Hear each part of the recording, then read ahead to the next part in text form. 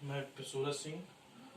पिछले दिनों की तरह आज भी मेरा जो नया चैप्टर है, हमने पिछले दिन लगातार हम लोगों का समास प्रकरण कंटिन्यू चल रहा है। उस पर हमने एक एक समास करके सारे वीडियो बना चुके हैं हम। अब इसके बाद में अब हमारा जो कल हमने इसकी जो है द्विगु समास पे चर्चा की थी। आज आता है अंतिम समास। ये इस समास प्रकरण का अंतिम वीडियो है समास के बारे में। तो जो अंतिम समास है उसका नाम है बहुव्रीहि समास। तो हम लोग आज इसके बारे में अच्छे से पढ़ेंगे। बहुव्रीहि समास क्या होता है, इसकी परिभाषा क्या होती है, इसके लक्षण क्या होते हैं, इसके एग्जाम्पल क्या होते हैं, उसके बारे में हम लोग चर्चा करेंगे। आप सभी लोग को से मेरा निवेदन है कि इस वीडियो को लास्ट तक देखेंगे और मुझे उम्मीद है कि आप सभी को ये मेरा वीडियो पसंद आएगा और समझ में भी आएगा। तो इस तरह से अब हम लोग चलते हैं समास के बारे में।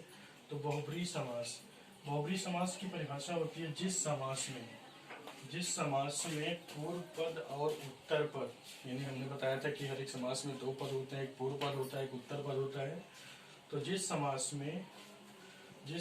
में पूर्व पद और उत्तर पद को छोड़कर, यानी पूर्व पद को और उत्तर पद को छोड़ के किसी तीसरे पद अर्थात अन्य पद की प्रधानता होती है। जैसे अभी तक हमने देखा था पूर्व पद या तो किसी समास का पूर्व पद प्रधान होता था या तो उत्तर पद, लेकिन बहुव्रीहि में थोड़ा इससे हटके है। बहुव्रीहि का नियम है कि जिस समास में पूर्व पद और उत्तर पद को छोड़कर किसी तीसरे पद अर्थात अन्य पद की प्रधानता होती है, उसे बहुव्रीहि समास कहते हैं।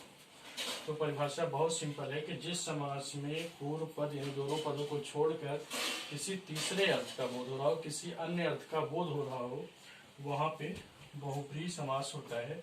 जैसा कि इसकी परिभाषा में लिखा हुआ है, जिस समास में पूर्व पद और उत्तर पद को छोड़कर किसी तीसरे पद अर्थात अन्य पद की प्रधानता होती है, उसे बहुव्रीहि समास कहते हैं। अब आइए इसके एग्जाम्पल के द्वारा हम लोग समझते हैं। जैसे एग्जाम्पल में हमने लिखा दशानन। दशानन का अर्थ होता है 10 है आनंद जिसके। दशानन का जब हम विग्रह करेंगे तो इसका विग्रह होगा 10 है आनंद जिसके अर्थात रावण। तो यहाँ पे देख रहे हैं दशानन में एक पर 10 है, दूसरा है आनंद, लेकिन प्रधानता किसकी है? किसी तीसरे पद अर्थात रावण के बारे में बताया जा रहा है। तो इस तरह से यहाँ पे बहुव्रीहि समास है।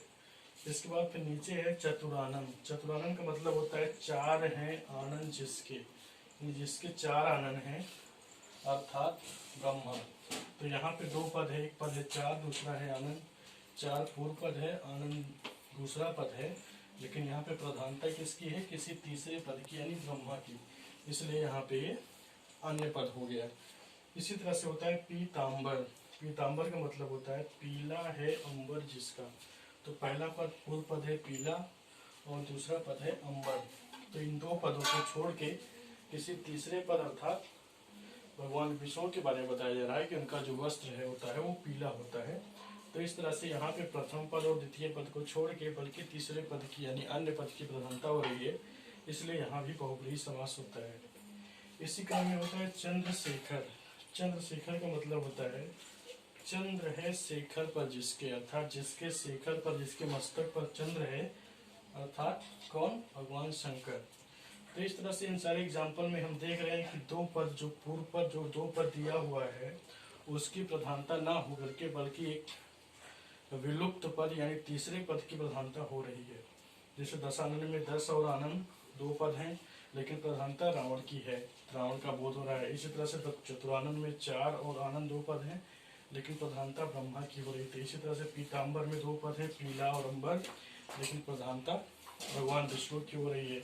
इसी तरह से चंद्रशेखर में 2 पद है चंद्र और शेखर, लेकिन प्रधानता किसकी है? भगवान शंकर की। तो इस तरह से इन सारे एग्जाम्पल में दिखाई दे रहा है कि किसी तीसरे पद की प्रधानता हो रही है, इसलिए यहाँ पे बहुव्रीहि समास है। तो परिभाषा आप लोगों को समझ में आ गई होगी। हमने उदाहरण दिया था, यथासंभव समझाने का प्रयास किया है। मुझे उम्मीद है कि ये आपकी परिभाषा आप सभी को समझ में आई होगी। एक बार संक्षेप में हम फिर से चर्चा कर रहे हैं कि जिस समास में पूर्व पद और उत्तर पद को छोड़कर किसी तीसरे पद की अर्थात अन्य पद की प्रधानता होती है, उसे बहुव्रीहि समास कहते हैं। एग्जाम्पल यहाँ पे लिखा हुआ दशानन, चतुरानन, पीताम्बर, चंद्रशेखर।